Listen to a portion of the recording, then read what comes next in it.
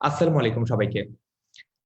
আজকের এই ক্লাসটাতে আমরা শুধুমাত্র একটা সমাস নিয়ে কথা বলবো এবং আমরা কথা বলবো আজকের ক্লাসটাতে আমরা কথা বলবো বহুব্রীহি সমাস নিয়ে। সবাইকে আসসালামু আলাইকুম। আমরা যারা এখনো জয়েন করেনি, অর্থাৎ যাদের বন্ধু-বান্ধবরা এখনো ঘুমাচ্ছে বা অন্য কোনো কাজে ব্যস্ত, তাদেরকে একটু ডেকে আনবো কমেন্টে মেনশন করার মাধ্যমে। আমাদের ১ নম্বর টাস্ক, আমাদের ২ নম্বর টাস্ক হচ্ছে এই ভিডিওটা একটু মনোযোগ দিয়ে দেখবো। অর্থাৎ বহুব্রীহি সমাসে যেহেতু অনেকগুলো প্রকারভেদ আছে এবং বহুব্রীহি সমাস যেহেতু আমাদের কখনো ডিটারমাইন করা বা ডিকটেট করা একটু কঠিন হয়ে যায়, এই কারণে আমরা এই যে সমাসের কাজটা আছে এটা একটু মনোযোগ দিয়ে দেখব। আর ইন দ্য মিন টাইম তোমরা আমাকে কমেন্ট করে জানাতে পারো যে কে কোথা থেকে আজকের এই ক্লাসটা আমাদেরকে জয়েন করেছো। আমি একটু কমেন্ট সেকশন দেখে আসি এবং দেখি যে আমাদের সাথে কতজন বন্ধু ইতোমধ্যে জয়েন করেছে। আচ্ছা, অনেকেই আমাদের সাথে জয়েন করেছে, আরো অনেকজনই জয়েন করছো। ঠিক আছে, আমরা একটু সময় নিয়ে কথা বলি। সো গত ক্লাসে আমি তোমাদেরকে জিজ্ঞেস করেছিলাম যে আমাদের সমাসের উপর কয়টা ক্লাস নিলে তোমাদের জন্য ভালো হয়। তোমরা বেশিরভাগই আমাকে যেটা বলেছো সেটা হচ্ছে যদি আমরা 4টা ক্লাসে পুরোটুকু কমপ্লিট করি। কারণ হচ্ছে যেহেতু 1.5 ঘন্টা ক্লাস নিলে তোমাদের অনেক সময় কনসেন্ট্রেশন ব্রেক হয় এবং অনেক সময় তোমরা পড়াটা কন্টিনিউ করতে পারো না অন্য ক্লাসের জন্য। এই কারণে আমরা ক্লাস স্কেডিউলটা বা ক্লাস ডিউরেশনটা 1.5 ঘন্টা থেকে 1 ঘন্টা করেছি। সমস্যা হচ্ছে সমাস এত ব্রড, এত বিস্তারিত একটা টপিক, এটা যদি আমি তোমাদেরকে 3টা ক্লাসের মধ্যে কমপ্লিট করতে চাইতাম তাহলে আসলে হচ্ছে 1 ঘন্টা ক্লাস বা 1 ঘন্টা 10 মিনিটের ক্লাসে এটা আবার সম্ভব না। এই কারণে আমি যেটা করেছি সেটা হচ্ছে যে তোমাদের সবার ভালোর জন্য এবং তোমাদের সবার সাজেশন নিয়ে আমরা সমাস ক্লাসটাকে 4টা ভাগে ভাগ করেছি। আমরা প্রথম পর্বের ক্লাস করেছি হচ্ছে শনিবার, দ্বিতীয় পর্বের ক্লাস করেছি হচ্ছে রবিবার, আজকে মঙ্গলবার আমরা হচ্ছে তৃতীয় পর্বের ক্লাস করছি। এবং এই ক্লাসের পরে আমি তোমাদেরকে গ্রুপে অ্যানাউন্সমেন্ট দিয়ে জানিয়ে দিব যে এই সপ্তাহে আমরা কবে আরেকটা ক্লাস করতে পারি। এবং সবচেয়ে গুরুত্বপূর্ণ ব্যাপার হচ্ছে এই 4টা ক্লাস করার পরে আমরা কিন্তু একটা পরীক্ষা নিব একদম ফুল সমাসের উপর, অর্থাৎ ভালো করে মনোযোগ দিয়ে ক্লাসটা দেখতে হবে। ঠিক আছে, আমাদের অনেক বন্ধুরা ইতিমধ্যে জয়েন করেছো। সো সবাইকে স্বাগত জানাচ্ছি আজকের ক্লাসটাতে। আমরা পড়া শুরু করে দিই, ঠিক আছে? Let's start. আমরা আজকে কি পড়বো? আমরা আজকে পড়বো বহুব্রীহি সমাস। আমাকে প্রথমে একটু কমেন্টে তোমরা লিখে জানাও তো দেখি যে তোমাদের কতজনের মনে আছে ক্লাস 9 এর বইতে এটা লেখা ছিল। তোমরা মনে রাখতে পেরেছো কিনা? বহুব্রীহি এই শব্দটার মানে কি? কমেন্টে একটু লিখে জানাও যে বহুব্রীহি শব্দটার মানে কি। আমি একটু দেখি, হ্যাঁ? বহুব্রীহি শব্দটার মানে কি তোমরা একটু কমেন্টে লিখে জানাও। আচ্ছা, ইন দ্য মিনটাইম আমি কয়েকটা কমেন্ট পড়ি, তোমরা আমাকে লিখে জানাও যে বহুব্রীহি শব্দটার মানে কি। রাহুল বলছে গুড মর্নিং, আব্দুল আহাদ বলছে ময়মনসিংহ থেকে, ফয়সাল আহমেদ বলছে মাগুরা থেকে, নাজমুল হাসান আসসালামু আলাইকুম বলছে ওয়ালাইকুম আসসালাম, শাহ আলম মজুমদার কুমিল্লা থেকে, আসিফ খান কে ডাকছে হচ্ছে আব্দুল সালাম, মঈন উদ্দিন সালাম দিয়েছে, আইমান রেজা বলছে জি ভাইয়া পরীক্ষা নিলে ভালো হয় অবশ্যই। গুড মর্নিং বলছে তিনা, ইয়াসিন বলছে অনেক বৃষ্টি হচ্ছে। মন্দিরা ব্যানার্জি প্রথম সঠিক উত্তর দিতে পেরেছে আজকের প্রশ্নে, সেটা হচ্ছে যে বহুব্রীহি শব্দের অর্থ কি? বহুব্রীহি শব্দের এক্সাক্ট অর্থ হচ্ছে বহু ধান আছে যা। আচ্ছা, তা শিয়া বলছে বহু ধান। সালাম দিচ্ছি শাম্মী আলম। তো অনেক বন্ধুরা ইতিমধ্যে জয়েন করেছে। আব্দুল সালাম বলছে বহু ধান আছে যা। হ্যাঁ, ঠিক আছে। তার মানে এখন একটা জিনিস একটু বোঝার চেষ্টা করি যে বহুব্রীহি, তো তার সাথে এই সমস্যার সাথে আসলে মানে কিভাবে মিললো, কিভাবে জিনিসটা যে আমি সমাসটার অর্থ হচ্ছে বহু ধান আছে যার, এদিক দিয়ে সমাসটা হচ্ছে এমন একটা জিনিস যেটা অন্য কারোর অর্থ বোঝায়। মানে how this two things are relevant. আচ্ছা, এটা একটু বুঝি। সেটা হচ্ছে বহুব্রীহি সমাস এমন ধরনের শব্দ নিয়ে গঠিত হয় বা শব্দগুলো এমন যে সেটার ব্যাস বাক্য থাকে একটা, আর সেটা যে সমস্ত পদ থাকে সেটার অর্থ থাকে আরেকটা। অর্থাৎ যে ব্যাপারটা বুঝতে হবে সেটা হচ্ছে যে অনেক ধান আছে যার, এই জিনিসটা থেকে আমাদের যেটা পিক করতে হবে সেটা হচ্ছে অনেক অর্থ আছে যার। অর্থাৎ আমরা যেটা বুঝলাম যে বহুব্রীহি সমাসের ক্ষেত্রে আমরা দেখতে পাবো যে অনেক অর্থ আছে, ব্যাস বাক্য একটা অর্থ বলছে, আবার সমস্ত পদটা আরেকটা অর্থ বলছে। আবার দেখা যাচ্ছে যে ব্যাস বাক্য আর সমস্ত পদ দুইটা দুইটা যে এক্সাক্ট মিনিং সেটাকে রিপ্রেজেন্ট করছে না। সো এখন আমরা একটু সামনে আগাই, দেখা যাক কি আছে আমাদের জন্য। যে সমাসে সমস্যমান পদগুলোর কোনটির অর্থ না বুঝিয়ে অন্য কোনো পদকে বোঝায় তাকে বহুব্রীহি সমাস বলে। আমাকে একটু বলো তো যে বহুব্রীহি বা বহুধান আছে যার বহুব্রীহি, ঠিক আছে, এখানে সমসমান পদ কোনটা বা সমসমান পদ কোনগুলো আমাকে একটু লিখে জানাও তো দেখি কমেন্টে। তাহলে আমি বুঝতে পারবো যে তোমাদের পরীক্ষার প্রিপারেশনটা কেমন এবং তোমরা পরীক্ষার জন্য কতটা প্রস্তুত। তোমরা যদি সঠিক উত্তর দিতে পারো সবাই, তাহলে আমরা পরীক্ষা কোশ্চেনটা একটু স্ট্যান্ডার্ড করব। আর যদি দেখা যায় যে না তোমরা বেশিরভাগই ভুলে গিলে খেয়ে ফেলেছো আগের ক্লাস আমরা যা পড়েছি সেগুলো, তাহলে আমরা তখন কি করা, তখন তো পরীক্ষা যদি খারাপ দাও তখন তো কনফিডেন্স লেভেল লো হয়ে যাবে, তখন এই কারণে তোমাদের পরীক্ষার কোশ্চেনটা ইজি করে আমি সেট করব। একটু আমাকে কমেন্টে লিখে জানাও যে বহুব্রীহি আছে যার, বহুব্রীহি এই যে সমাসটা বা এই যে সমাসবদ্ধ পদটা, এখানে সমসমান পদ কোনগুলা বা সমসমান পদ কোনটা একটু লিখো তো দেখি কমেন্টে। ইতোমধ্যে আমাদের সাথে প্রায় 200 বন্ধু জয়েন করেছে, বাকিদের জোর করে ডেকে কেন? আচ্ছা, মন্দিরা ব্যানার্জি বলছে বহুধান, রুবিনা নাজিম বলছে বহুব্রীহি,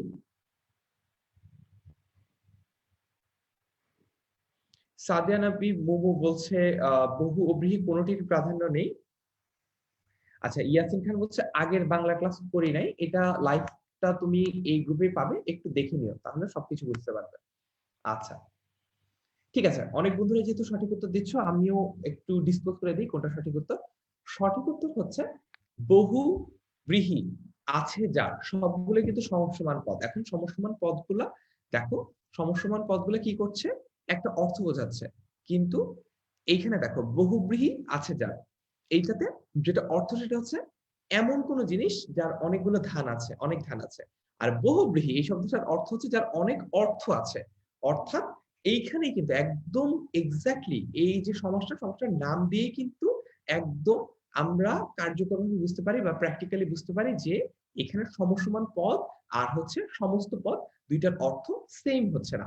আচ্ছা, এখন দেখি এখানে কি বলা হচ্ছে, বহু এবং ব্রীহি কোনোটার কোনোটার অর্থের প্রাধান্য কিন্তু এখানে বোঝানো হচ্ছে না, এখানে বোঝানো হচ্ছে এমন কাউকে যার অনেক ধান আছে। কিন্তু বহুব্রীহি শব্দটার যদি আমি একদম অর্থ বলি, অর্থটা হচ্ছে যার অনেক অর্থ আছে। ঠিক আছে, সো এই দুইটার ক্ষেত্রে আমি পার্থক্যটা বুঝতে পারছি। আচ্ছা, তারপর একটু দেখি, বহুব্রীহি সমাসে সাধারণত যার, যাতে ইত্যাদি শব্দ ব্যাস বাক্য রূপে ব্যবহৃত হয়। বহুব্রীহি সমাসে সাধারণত যার, যাতে ইত্যাদি শব্দ ব্যাস বাক্য রূপে ব্যবহৃত হয়। যেমন আয়তলোচন যার, কি দেখলাম আমরা, আয়তলোচন যার, তাকে বলা হচ্ছে আয়তলোচনা। আচ্ছা, এখন একটা জিনিস একটু বোঝার চেষ্টা করি যে এখানে আসলে অর্থের পার্থক্যটা হচ্ছে কোথায়, একটু দেখি তো যে এখানে অর্থের পার্থক্য হচ্ছে কোথায়। এখানে একটা জিনিস দেখো তোমরা, আয়ত লোচন যার, লোচন মানে কি, লোচন মানে হচ্ছে চোখ, আর আয়ত হচ্ছে একটা আকৃতি। অবভিয়াসলি কারোর চোখ একদম আয়তাকার হয় না, বাট এটা বলা হয় কি, আমরা তো অনেক সময় রূপক অর্থে অনেক কিছু বলি তাই না, যেমন আমরা বলি যে হরিণের মতো টানা টানা চোখ, আমরা বলি যে গরুর মতো সুন্দর চোখ। আমাদের চোখ তো আসলে গরুর মতো বা হরিণের মতো না, আমরা যখন সুন্দর বোঝাই বা আমরা যখন একটা শেপ বুঝতে চাই তখন আমরা এরকম অনেক কিছুতেই তুলনা করে উপমা হিসেবে আমরা ব্যবহার করতে পারি। এখন যে জিনিসটা আমাদের বোঝা দরকার, দেখো আয়ত লোচন যার, এখানে কি বোঝানো হচ্ছে, আয়ত লোচন যার অর্থাৎ একজন কারোর পার্টিকুলার কারোর কথা বলা হচ্ছে, এবং অনেক সময় এটা দেখা যায় যে এটা একটা নাউনের মিনিং প্রকাশ করছে, আয়ত লোচন যার, অর্থাৎ যার কথা বলা হচ্ছে, যার আয়ত লোচন আছে তার কথা বলা হচ্ছে, তাই তো। এটা কিন্তু এক্ষেত্রে একটা বিশেষ্য, কারণ এটা এমন কাউকে বোঝাচ্ছে যার চোখটা আয়তাকার। কিন্তু অন দ্য আদার হ্যান্ড আমরা যদি দেখি অর্থটা কি এসেছে, সমস্ত পদে বলা হচ্ছে আয়ত লোচনা, অর্থাৎ অর্থটা একটুখানি শিফট হয়েছে এখানে। আগে যেটা বিশেষ্য অর্থ প্রকাশ করছিল এখন সেটা হয়ে গেছে বিশেষণ, একদম ডিরেক্ট আয়তলোচনা যখন আমি কাউকে বলবো, দ্যাট মিনস আমি তার কোন একটা অবস্থা, কোন একটা সাবজেক্টিভ সিচুয়েশন বোঝাচ্ছি। এই কারণেই এই আয়তলোচনাটা কিন্তু তখন একটা বিশেষণ হয়ে গেছে বা অ্যাডজেক্টিভ হয়ে গেছে। এই ব্যাপারটাই আমাদেরকে বুঝতে হবে। অর্থাৎ আমরা দেখতে পাচ্ছি এখানে আয়তলোচন যার, এটা একটা বিশেষ্য, আর পরবর্তীতে যখন এটা সমাসবদ্ধ পদ হলো আয়তলোচনা হলো, তখন এটা হয়ে গেল কি, এটা হয়ে গেল বিশেষণ। আশা করি তোমরা সবাই বুঝতে পেরেছো। তোমাদের জন্য আরো কিছু এক্সাম্পল দেওয়া আছে এখানে, এই এক্সাম্পল গুলো তোমরা একটু বাসায় প্র্যাকটিস করে নিও, এবং অবশ্যই বলে দিচ্ছি যে এই এক্সাম্পল গুলো তোমাদের আপকামিং পরীক্ষার জন্য খুবই খুবই খুবই গুরুত্বপূর্ণ। আচ্ছা, তারপর দেখি, সহ কিংবা শহীদ, সহ এবং শহীদ দুইটা শব্দেরই অর্থ আসলে একই, তার মানে হচ্ছে কারো সাথে। কি বললাম, সহ এবং শহীদ দুইটা শব্দেরই অর্থ হচ্ছে কারো সাথে। আচ্ছা, তো অন্য পদে সহ কিংবা শহীদ শব্দের সাথে অন্য পদের বহুব্রীহি সমাস হলে সহ এবং শহীদের স্থলে কি হয়, দন্তস্ব হয়, দন্তস্ব। যেমন বান্ধব সহ বর্তমান, বান্ধব সহ বর্তমান, সবান্ধব, সহ উদরজার বা হচ্ছে কি একই রকম দেখো, এটার অর্থটা আমি বলে দিচ্ছি কিরকম ভাবে আলাদা। সহ উদরজাত এটা হচ্ছে সহোদর বা সদরও বলে থাকি আমরা অনেক সময়। আচ্ছা, উদর মানে কি? কমেন্টে একটু লিখে জানাও তো উদর মানে কি? দেখি তো উদর মানে কি? মন্দিরে অনেকগুলো এক্সাম্পল দিচ্ছে, সজল, সকল, সলজ্জ, সকল দান। আচ্ছা, শ্রুতি সাহা বলছে ভাইয়া আগের ক্লাসে লেকচার শিট দেওয়া হয় নাই। আমি চিন্তা করেছি কি জানো শ্রুতি? আমি চিন্তা করছি যেহেতু সমাজটা আমি অনেক ভাগ ভাগ করে পড়াচ্ছি, তোমাদেরকে যদি আমি ৪ টা ক্লাসের জন্য ৪ টা আলাদা লেকচার বা স্লাইড দেই, এটা তোমাদের জন্য একসাথে জড়ো করাটা আবার একটা কষ্ট। এই কারণে আমি যেটা চেষ্টা করছি যে সবগুলো ক্লাস একসাথে নিয়ে পুরো যে সমাসের লেকচারটা সেটা কম্পাইল করে তোমাদের দিয়ে দেওয়া। যাতে তোমাদের জন্য পর্ব ১, পর্ব ২, পর্ব ৩, পর্ব ৪ এভাবে খুঁজতে না হয়। সমাসের একটা স্লাইডের মধ্যে তুমি সবকিছু পেয়ে যাও। আশা করি ব্যাপারটা ক্লিয়ার। আচ্ছা। সো অনেকেই আমাকে কমেন্টে বলছে যে পেট, পেট, পেট, পেট, পেট। ঠিক আছে। তো প্রশ্ন ছিল হচ্ছে উদর শব্দটার মানে কি? উদর শব্দটার মানে হচ্ছে পেট। Correct answer. এখন প্রশ্ন হচ্ছে যে দেখো তো সহ উদরজাত। তার মানে যাদের দুইজনের উদর সমান বা সমান না বা কাছাকাছি সহিত মানে সাথে আরকি। ২ জনের উদর যদি সাথে হয় সেটাকে আসলে সহোদর বোঝায়। সহোদর শব্দটার মানে কি? এবার আমাকে এটা লিখে জানাও তো যে সহোদর শব্দটার মানে কি? তাহলে আমরা বুঝতে পারবো যে ব্যাসবাক্য আর সমাসের মধ্যে পার্থক্যটা কোথায়? আমাকে একটু লিখে জানাও তো যে সহোদর শব্দটার মানে কি?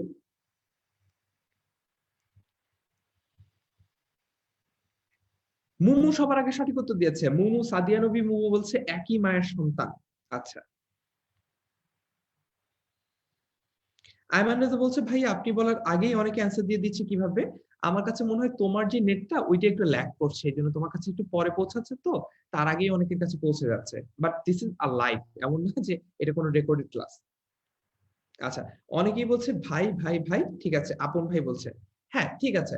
সো এখন এটা বলো তো যে ২ জনের পেট সমান আর হচ্ছে ২ জন ভাই। ২ টা কি সেম জিনিস হলো? ২ টা কিন্তু সেম জিনিস না। ২ টা আলাদা অর্থ বোঝাচ্ছে। এই কারণেই এটাকে আমরা বলছি কি বহুব্রীহি সমাস। আচ্ছা, তারপর দেখি, হ্যাঁ? এরকম আরো কিছু এক্সাম্পল আছে। সজল, সফল, সদর্প, সলজ্জ, সকল্যাণ ইত্যাদি। তো এগুলো আমরা প্র্যাকটিসের জন্য বাসায় বসে এগুলোর ব্যাস বাক্যগুলো লিখবো। ঠিক আছে? তারপরে বহুব্রীহি সমাসের সমস্ত পদে অক্ষী শব্দের স্থলে অক্ষ ও নাভি শব্দের স্থলে নাভ হয়। এটা একটা একদম জেনেরিক রুল। ঠিক আছে? রুলটা আমরা একটু মনে রাখার চেষ্টা করব। যদি মনে নাও থাকে তাও কোনো প্যারা নেই। এই ধরনের প্রশ্ন সরাসরি তোমার পরীক্ষায় আসার সম্ভাবনা খুবই কম। তোমাকে হয়তোবা পার্টিকুলার কোনো এক্সাম্পল দিয়ে বলবে বা পার্টিকুলার কোনো সমাস দিয়ে বলবে যে এটা আসলে কোন সমাস কিংবা এটার ব্যাস বাক্য কি। ঠিক আছে? আচ্ছা, তারপরে যেমন কমলের ন্যায় অক্ষী যার কমলাক্ষ, পদ্মনাভিতে যার পদ্মনাভ। তারপরে দেখি একই রকম ভাবে যুবতী জায়গা যুবজানি, অর্থাৎ এখানে আমরা অর্থের একটা সুস্পষ্ট পার্থক্য দেখতে পাচ্ছি। সেটা হচ্ছে যুবতীর জায়গায় যুব ও জায়ার জায়গায় জানি হয়েছে। আচ্ছা, তারপরে নাফিস তানজিফ বলছে ভাইয়া স্লাইড গুলো প্রতি ক্লাস শেষে দিলেই ভালো হয়। সেটা আমি যখন একটা ক্লাসকে ভাগ না করে নেই তখন আমি অবভিয়াসলি দিয়ে দেই। কিন্তু এই ক্ষেত্রে আমার কাছে মনে হয়েছে ওইটা যেটা বললাম ৪ টা স্লাইড আলাদা দিলে আবার তো তোমাদের জন্যই কম্পাইল করা বা পরবর্তীতে খুঁজে বের করা কষ্ট হয়ে যাবে। এইজন্য দিইনি। ঠিক আছে? আচ্ছা, তারপরে বহুব্রীহি সমাসে পরপদে চূড়া শব্দ সমস্ত পদে চূড় ও কর্ম শব্দ সমস্ত পদে কর্মা হয়। আবারও বলছি এই যে রুলস গুলো আছে এই রুলস গুলো একটু অ্যাডভান্স লেভেলের, এগুলো যে সবাইকে মনে রাখতেই হবে এমন কোনো ব্যাপার না। যদি মনে থাকে তাহলে তো ভালো। আর যদি মনে না থাকে তাহলে আমরা এক্সাম্পল গুলো দিয়ে মনে রাখার চেষ্টা করব। যাতে করে পরীক্ষায় যখন এক্সাম্পল দিয়ে প্রশ্ন আসবে তখন সেগুলো পারি। কারণ পরীক্ষায় এই জিনিসটা আসার সম্ভাবনা খুবই কম যে বহুব্রীহি সমাসে পরপদে চূড়া শব্দটা সমস্ত পদে কি হয়? এই ধরনের প্রশ্ন তোমাদের পরীক্ষায় আসার সম্ভাবনা খুবই কম। তোমরা এক্সাম্পল গুলো ঠিকঠাক পারলেই হবে। তারপরে এক্সাম্পল দেখতে পাচ্ছি কিছু।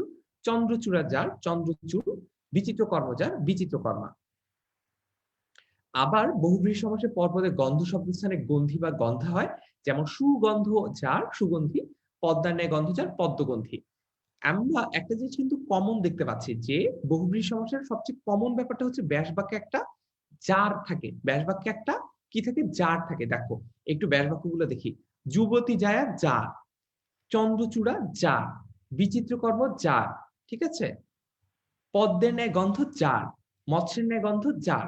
তার মানে আমরা বুঝতে পারছি যে এই বহুব্রীহি সমাসের ব্যাস বাক্যটাতে একটা যার থাকাটা মোটামুটি আবশ্যক বলতে পারো বা মোটামুটি ম্যান্ডেটরি বলতে পারো, বেশিরভাগ ক্ষেত্রে এটা থাকে। তবে এমন না যে কোনো বহুব্রীহি সমাস যার ছাড়া হয় না, যার ছাড়াও হয়। আচ্ছা, দেখি তারপর। বহুব্রীহি সমাস হচ্ছে ৮ প্রকার। কয় প্রকার বহুব্রীহি সমাস? বহুব্রীহি সমাস হচ্ছে ৮ প্রকার। আচ্ছা। তো আমরা একটু দেখে নিব এখন যে বহুব্রীহি সমাসগুলো যে ৮ প্রকার আমরা বললাম, এগুলো আসলে কি, কি প্রকার? ঠিক আছে? প্রথমেই বহুব্রীহি সমাসের ১ম প্রকারটা হচ্ছে সমানাধিকরণ। অর্থাৎ বোঝাই যাচ্ছে, আমি যখন এক্সপ্লেইন করব তখন তো অবভিয়াসলি বলব। সমানাধিকরণ যখন আমি বলছি দ্যাট মিনস হচ্ছে কিছু সমান বোঝানো হচ্ছে। যখন বলা হচ্ছে কিছু একটা সমান দ্যাট মিনস ২ টা জিনিস সমান হতে হবে, তাই না? মানে মনে করো আমি তো বলতে পারি না যে আমার বয়স সমান।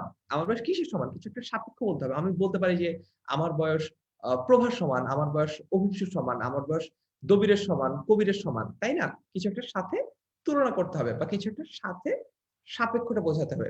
এক্সপ্লেইন করব তবে পরে। আগে আমরা বহুব্রীহি সংখ্যার যে ৮ টা প্রকার, সেই ৮ টা প্রকারের নাম জানি। তারপর হচ্ছে ব্যাধিকরণ। ব্যাধি মানে কিন্তু রোগ। কিন্তু এইখানে রোগটা আসলে কোথায় সেটা আমরা বোঝার চেষ্টা করব। অর্থাৎ আজকে আমরা গত ক্লাসে যেমন উপমান আর উপমিতের যে পার্থক্যটা সেটা একটু ট্রিকি ভাবে একটু মজার মতো মজা করে মনে রাখতে পেরেছিলাম। আজকেও আমরা সেভাবে মনে রাখার চেষ্টা করব। আমাদের ক্লাসটার সাথে থাকতে হবে সেই কারণে। আচ্ছা, তারপর ব্যতি হার, অর্থাৎ এখানে কিছু একটা হারানোর কথা বলা হচ্ছে। দেখবো আমরা যে কি হারানোর কথা দিয়ে জিনিসটা মনে রাখা যায়। নয়, নয় মানে কি এটা আমরা সবাই জানি আশা করি। নয় মানে হচ্ছে না বোঝাবে, না বোধক বোঝাবে, নেগেটিভ বোঝাবে। একদম পাশের বাসার আন্টির মতো। নয় সবসময় মনে রাখবে, নয় হচ্ছে পাশের বাসার আন্টির মতো। সবসময় নেগেটিভ কথাই বলে। যে ভাবি আপনার ছেলে কত নাম্বার পেয়েছে? আরে আপনার কি? আপনি আপনার ছেলেটা দেখেন। তো এই যে নেগেটিভ যে সমাসগুলো, অর্থাৎ এই যে পাশের বাসার আন্টির মতো যারা, সেটাই হচ্ছে নয়ীয় সমাস। আমরা এটা নিয়ে এক্সপ্লেইন করব। তারপরে মধ্যপদলোপী। মধ্যপদলোপী বোঝাই যাচ্ছে যে মধ্যে পদটা লোপ হবে, তাই তো? বহুব্রীহি সমাস কিন্তু অনেক সহজ। বহুব্রীহি সমাসের মেইন কয়েকটা প্রকার মনে রাখতে পারলে বা বুঝতে পারলে বাকিগুলো মনে রাখার কোনো ব্যাপারই না। জাস্ট নাম দেখে বোঝা যাচ্ছে। যেমন নইও, নাম দেখে বোঝা যাচ্ছে যেখানে না থাকবে। মধ্যপদলোপী, নাম দেখে বোঝা যাচ্ছে যে মধ্য পদটা লোপ পাবে। তারপর প্রত্যয়ান্ত। আচ্ছা, আমাকে একটা জিনিস বলতো যে প্রত্যয়ান্ত মানে কি? প্রত্যয়ান্ত মানে কি? আচ্ছা, প্রত্যয়ান্ত মানে হচ্ছে প্রত্যয় অন্তে আছে যার। অন্ত মানে কি? অন্ত হচ্ছে শেষ।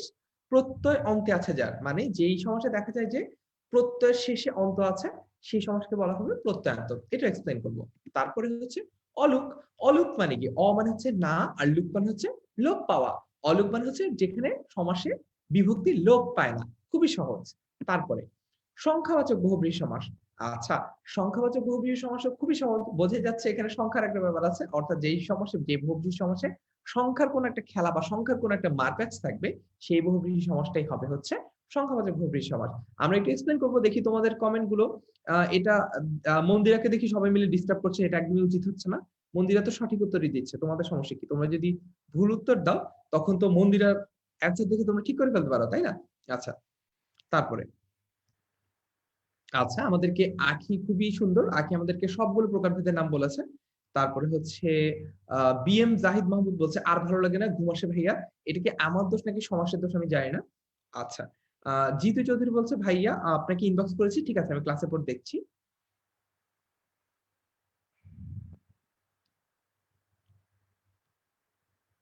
আচ্ছা, তো ঠিক আছে। হ্যাঁ, তোমরা অনেকেই সঠিক উত্তর দিয়েছো। মানে আমি আমি তোমাদের নিয়ে এত প্রাউড, কি বলবো? আমি তোমাদেরকে প্রশ্নই করি নাই। তাও তোমরা সঠিক উত্তর দিচ্ছ। অর্থাৎ তোমাদেরকে পড়ানোর আগেই তোমরা বলছো ভাইয়া এটা, এটা হবে, এটা, এটা হবে। মানে একজন বলে দিচ্ছে যে সংখ্যাবাচক বহুব্রীহি কোনটা হবে, একজন বলছে যে অলুক কোনটা হবে, নয়ও কোনটা হবে। মানে আমি দেখে বেশ অবাক হলাম যে আমি প্রশ্নই করিনি। আমি এখনো পড়ানোই শুরু করিনি। তার আগেই তোমরা সবকিছু পারো। এটা কিন্তু খুবই ভালো একটা ব্যাপার। অর্থাৎ এই যে প্রোঅ্যাক্টিভনেসটা, এটা কিন্তু খুবই ভালো। জীবনে অনেক কাজে আসবে। ক্যারিয়ারে অনেক কাজে আসবে। আমি কিন্তু তোমাদেরকে কথা দিয়েছিলাম একদম শুরুর দিকে যে তোমাদেরকে ক্যারিয়ার বিষয়ক যে কনসালটেন্সি দরকার সেগুলো আমি করব। করব, তবে সমস্যা হচ্ছে যে আমাদের পড়ার যে সিলেবাসটা সেটা মোটামুটি বেশ বড়। আবার অন দ্য আদার হ্যান্ড দেখা যায় যে তোমরা বেশিক্ষণ ক্লাস করতে চাও না, একটু ফাঁকিবাজ কিসিমের।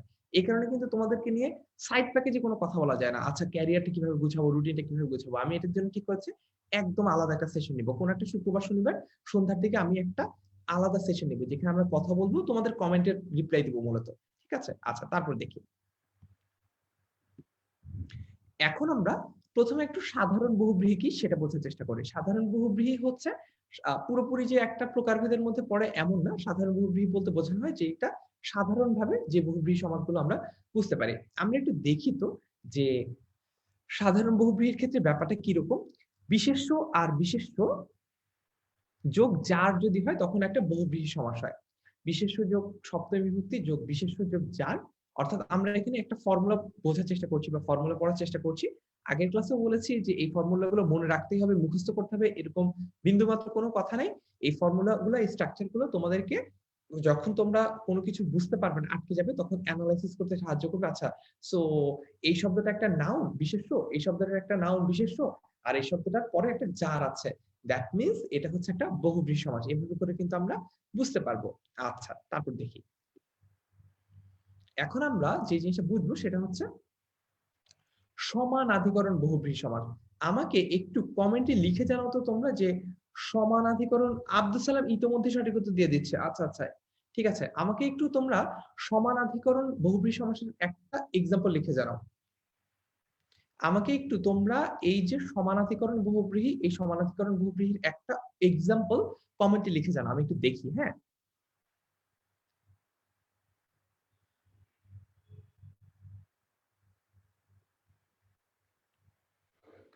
দেখি তো একটু সমানাধিকরণ বহুব্রীহি সমাসের এক্সাম্পল। আচ্ছা, হাবিবা সুলতানা বলছে খোশ মেজাজ, মন্দিরা ব্যানার্জি বলছে খোশ মেজাজ, মোমো বলছে সুশীল, হয় নাই। প্রথমা দাস বলছে ঠিক আছে। বাঁধন বিশ্বের হতশ্রী বলছে হ্যাঁ, অনেকগুলো কমেন্ট এসেছে। মন্দিরা ব্যানার্জি বলছে নীলকণ্ঠ।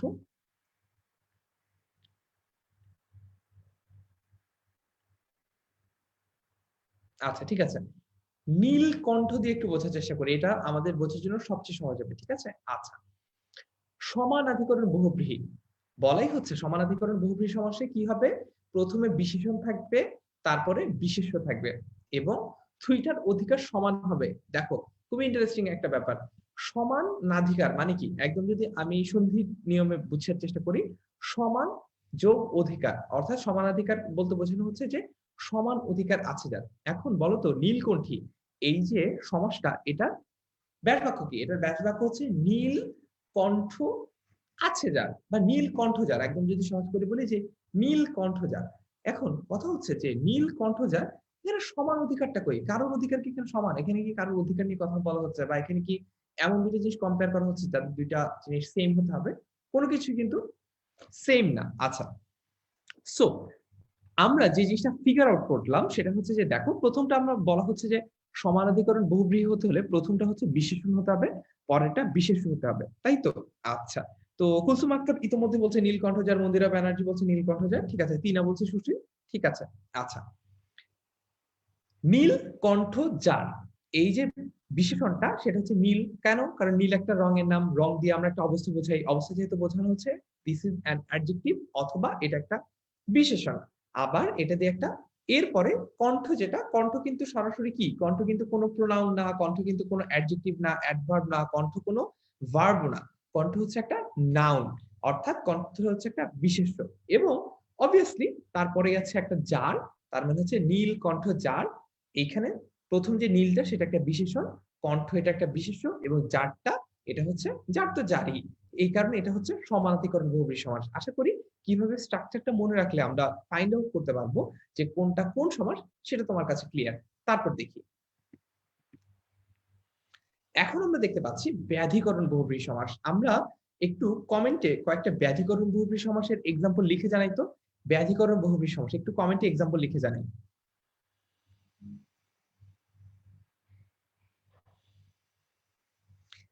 আইমান রাজা বলছে ক্লাস 9-10 এর বই এক ছোট ভাই নিয়ে গেছে, নইলে আমি উত্তর দিতাম সবগুলা। ঠিক আছে, সমস্যা নেই, তুমি কমেন্ট দেখে দেখে উত্তর দিতে থাকো, মানে তোমার অন্য বন্ধুরা যখন আগে উত্তর দিবে তখন দ্রুত সেটা দেখে নিজের উত্তর দিয়ে দিও। হ্যাঁ, আচ্ছা, এখন আমি একটু দেখি। জাবির হোসেন বলছে আমিও বই নিয়ে বসে আছি। হ্যাঁ, এটা তো খুবই ভালো। ঠিক আছে, মিথি পল বলছে 80-20। আব্দুল সালাম বলছে সবাই ক্লাস না দেখে কমেন্ট দেখলে সবার আগে শিখতে পারবে। আচ্ছা ঠিক আছে, আচ্ছা, এখন দেখি। ঠিক আছে, ব্যাধিকরণ বহুব্রীহি সমাস, বিশেষ্য যোগ বিশেষ্য অথবা ক্রিয়া বিশেষ্য যোগ যার, এটাতে কি হবে? ব্যাধিকরণ বহুব্রীহি সমাস হবে। এখন ৮০ ২০, ৮০তে ২০ আছে যার, ৮০ মানে কি এখানে বলো তো, একটু আমাকে একটু লিখে জানাও তো কমেন্টে। ৮০ শব্দটার মানে কি? ৮০ মানে কি ৮০, নাকি ৮০ শব্দের মানে অন্য কিছু? দেখি কমেন্টে।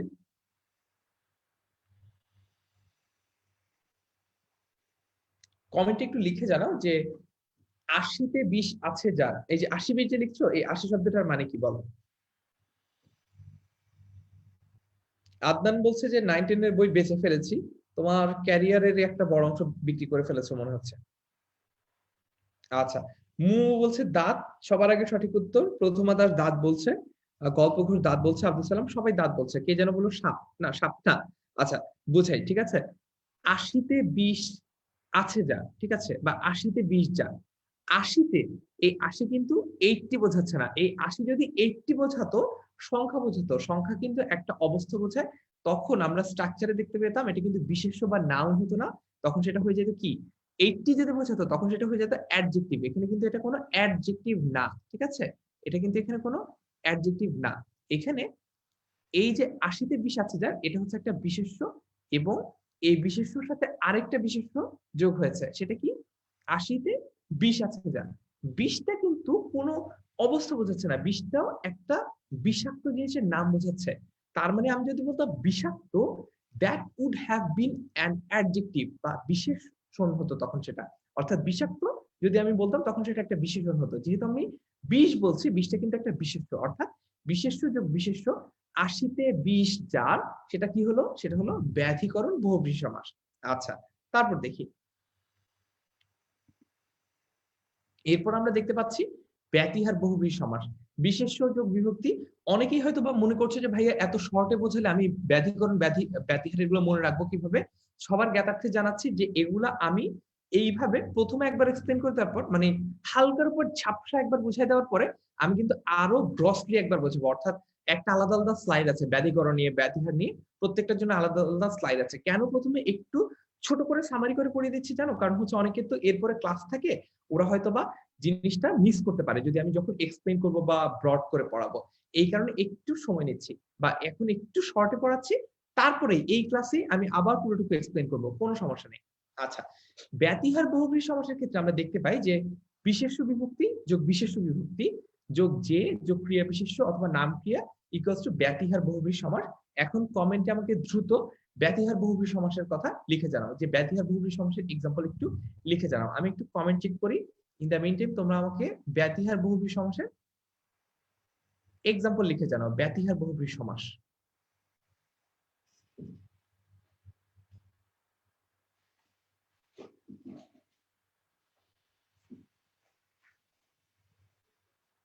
আমাকে কমেন্টে ঝটপট ব্যতিহার বহুব্রীহি সমাসের কথা লিখে জানাও তো। হ্যাঁ, অনেকেই সঠিক উত্তর দিচ্ছ, আমি একটু দেখি। হাতাহাতি, হাসাহাসি, এই ধরনের।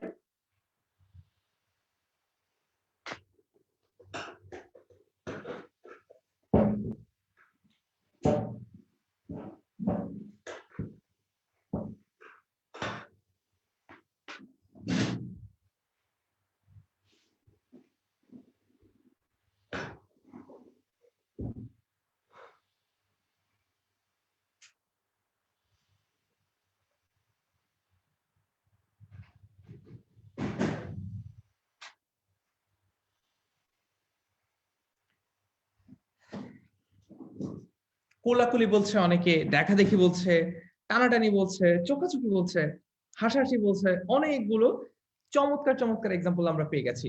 হয় তোমরা অনেক ভালো স্টুডেন্ট, সব তোমাদের মনে আছে, অথবা তোমাদের সবার কাছে এই ক্লাস 9-10 এর বাংলা গ্রামার বইটা আছে, সেটা রাখাও কিন্তু ভালো স্টুডেন্ট হওয়ার একটা বৈশিষ্ট্য। ক্লাস 9-10 এর বইটা অনেক কাজে লাগে, একদম অ্যাডমিশন টেস্ট পর্যন্ত, ইভেন এরপরে চাকরি জীবনে পরীক্ষা, এগুলো কাজে লাগবে। তো আমরা দেখতে পাচ্ছি অনেকগুলো এক্সাম্পল দেশে, একটা এক্সাম্পল একটু পিক করি। হ্যাঁ, আচ্ছা, তো মনে করো চুলাচুলি, ঠিক আছে। আচ্ছা, আমরা একটা এক্সাম্পল নিয়ে কথা বলবো, যে একটা এক্সাম্পলের আমাকে একটু এবার একটু ব্যাস বাক্যটা লিখে জানাও, ঠিক আছে। যে অনেকে তো অনেকগুলো এক্সাম্পল দিচ্ছ, সবগুলো এক্সাম্পলই কারেক্ট। আমি একটু পড়ি, ইন দ্য মিন টাইমে তোমরা একটু ব্যাস বাক্য বলো। গুতাগুতি বলছে লাঠালাঠি, কানাকানি, তারপর হচ্ছে কে যেন নরনারীও বলে দিয়েছে মধ্যে দিয়ে, বেশি বুদ্ধি হলে যা হয় আর কি। আচ্ছা, তো তারপরে বলছে হচ্ছে ধরাধরি বলছে, ঘুষাঘুষি বলছে, কাড়াকাড়ি, চোখাচোখি, মারামারি। আচ্ছা,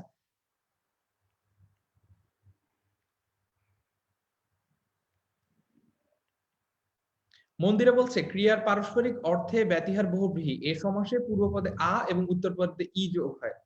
ভাই, মন্দিরার জন্য রেসপেক্ট, স্যালুট, সালাম। মন্দিরা ইজ দ্য বেস্ট। মন্দিরা সব পারে। মন্দিরা কেন আমার ক্লাস করে, আমি এই জিনিসটা নিয়ে অনেক প্রেশার খাই। অনেক মনে হয় যে ও আমার ভুল ধরার জন্য বসে আছে মনে হয়।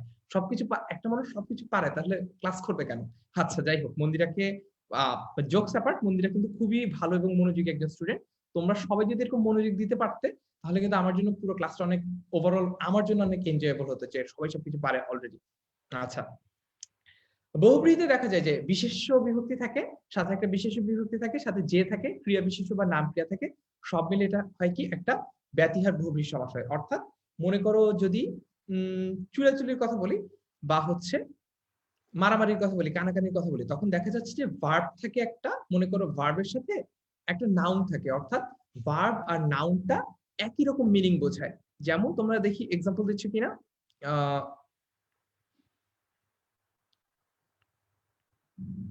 আচ্ছা, চুলে চুলে যে লড়াই, ঠিক আছে, একজন বলছে গুতে গুতে যে যুদ্ধ। আচ্ছা, কেউ তো বললা না বই দেখে দেখে যে উত্তর, হাতে হাতে যে যুদ্ধ, হাতাহাতি, ঠিক আছে। দেখো, হাতে হাতে যে যুদ্ধ, এখানে দেখা যাচ্ছে যে ব্যতিহার যখন হয় তখন দেখবা যে একই জিনিসের একটা রিপিটেশন থাকে, একই জিনিসের একটা রিপিটেশন থাকে। হাতে হাতে, তারপর হচ্ছে মুখে মুখে, চোখে চোখে, ঠিক আছে, টেনে টেনে, এই ধরনের একটা রিপিটেশন থাকে। যখন একাধিকবার যখন একই জিনিস ব্যবহার হয়, তখন আমরা সেটাকে ব্যতিহার বহুব্রীহি বলবো। তারপর একটু দেখি,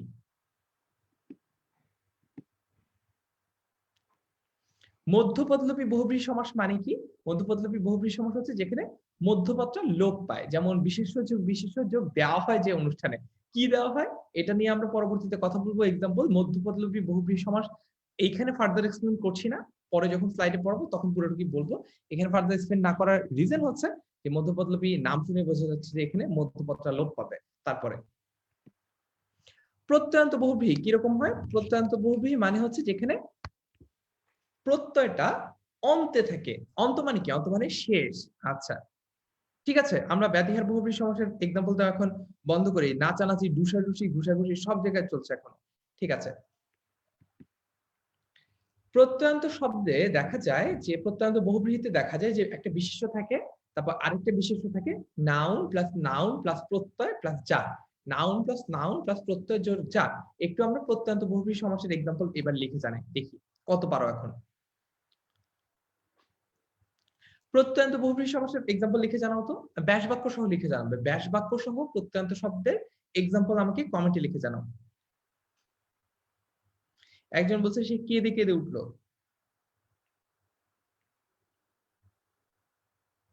ব্যাস বাক্য সহ লিখতে বলেছি। ব্যাস বাক্য সহ প্রত্যয়ান্ত বহুব্রীহি সমাসটা লিখে জানাও।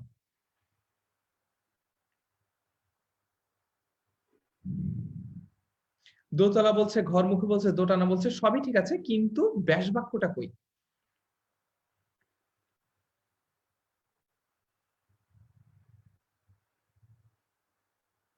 আচ্ছা, আব্দুল সালাম সবার আগে আমার প্রশ্নটা বুঝে according to our my question answer দিয়েছে। সে বলছে ঘরের দিকে মুখ যা, ঘর মুখা।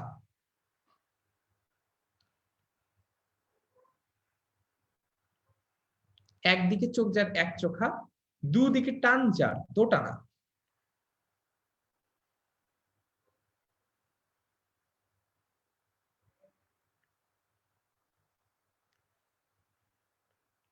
আচ্ছা, ঠিক আছে, আমরা তাহলে একদিকে চোখ যার এক চোখা এটা নিয়ে কথা বলি। একদিকে চোখ যার, এখানে আমরা দেখতে পাচ্ছি যে এখানে দিকে আছে না, মানে আমার বাকি সবকিছু আমি বুঝবো কোনটা বিশেষ্য কোনটা বিশেষণ, এগুলা বোঝার বয়স তোমাদের হয়েছে, বা এটা বোঝার মতো অ্যাবিলিটি বা এলিজিবিলিটি তোমাদের অবভিয়াসলি আছে। তোমাদের যোগ্যতা সামর্থ্য আছে কোনটা বিশেষ্য কোনটা বিশেষণ বোঝার। যে যেটা বোঝা দরকার, যে ট্রিকটা বোঝা দরকার, সেটা হচ্ছে দেখো, এক দিকে চোখ যা, এখানে দেখানো হচ্ছে যে এই যে দিকের সাথে একটা প্রত্যয় আছে, এটা হচ্ছে এ করছে এটাকে, ঠিক আছে? দিক যোগ এ, দিকে। তো এইভাবে করে হচ্ছে প্রত্যয় যোগ হয়। কোথায় প্রত্যয় যোগ হয়? প্রত্যয় যোগ হয় অন্তে বা শেষে। ঠিক আছে? আচ্ছা, তারপর অলুক বহুব্রীহি। অলুক বহুব্রীহি তো খুবই সহজ। সেটা হচ্ছে বিশেষ্য যোগ বিভক্তি থাকবে এবং এই যে বিভক্তিটা, এই বিভক্তিটা লোপ পাবে না। এটাই হচ্ছে অলুক বহুব্রীহি। তারপর আমরা দেখব সংখ্যাবাচক বহুব্রীহি। সংখ্যাবাচক বিশেষ্য থাকবে, এরপর একটা বিশেষ্য থাকবে, তারপর একটা প্রত্যয় থাকবে, তারপর জার থাকবে। অর্থাৎ সব মিলিয়ে একটা সংখ্যা থাকবে।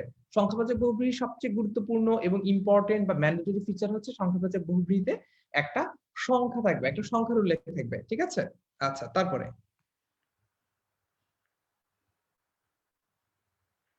আব্দুল সালাম সঠিক উত্তর দিয়েছে। আব্দুল সালাম বলছে যে বহুব্রীহি সমাসের সমস্ত পদে আ, এ ও ইত্যাদি প্রত্যয় যুক্ত হয় তাকে বলা হয় প্রত্যন্ত। হয়নি, প্রত্যন্ত বহুব্রীহি বলে না, তাকে বলে প্রত্যয় আন্ত বহুব্রীহি। আব্দুল সালাম ওয়াজ নিয়ার টু ক্লোজ, একদম কাছাকাছি ছিল, কিন্তু প্রত্যয়ান্ত লিখতে গিয়ে ভুলে প্রত্যন্ত লিখে ফেলেছে, প্রত্যন্ত অঞ্চল লিখে ফেলেছে। আচ্ছা, মন্দিরা বলছে প্রত্যয় প্রকৃতি ভালো পারি না, এটার জন্য পরবর্তীতে ক্লাস নেওয়া হবে, কোনো সমস্যা নাই। আচ্ছা, সো সংখ্যা থাকবে একটা, সংখ্যাবাচক বহুব্রীহি সমাসে। সবই বুঝলাম। এখন আসো আমরা এবার একটু ইলাবোরেট ভাবে বুঝি। এতক্ষণ তো সংক্ষেপে হালকার উপর ঝাপটা করছি। সো আজকের ক্লাসটা থেকে এতক্ষণ আমরা বুঝে ফেলেছি যে কোন কোন জিনিসগুলো নিয়ে আমরা পড়বো, সেই জিনিসগুলোর কমন কমন ফিচার গুলো কি কি। এখন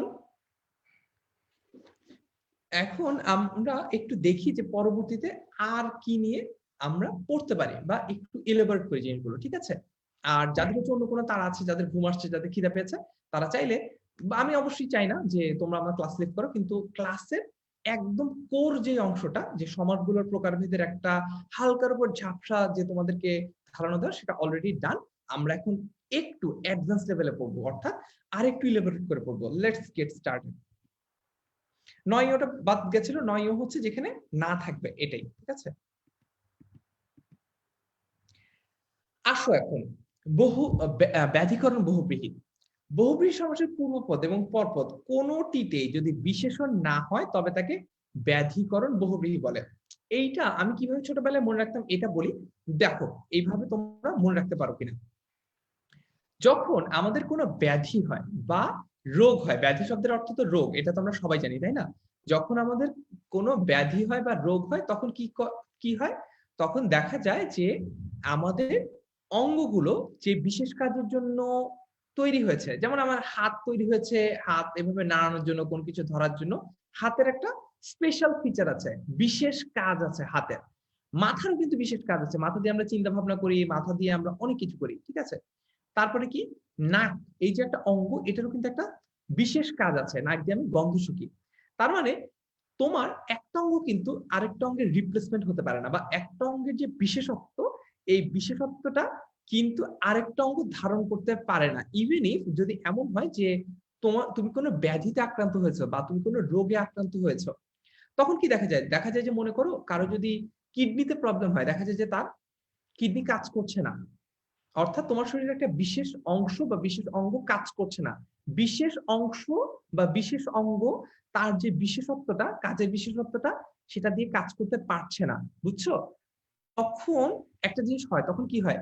তখন অন্য কোনো অঙ্গ কিন্তু সেটা রিপ্লেসমেন্টও হতে পারে না। রাইট?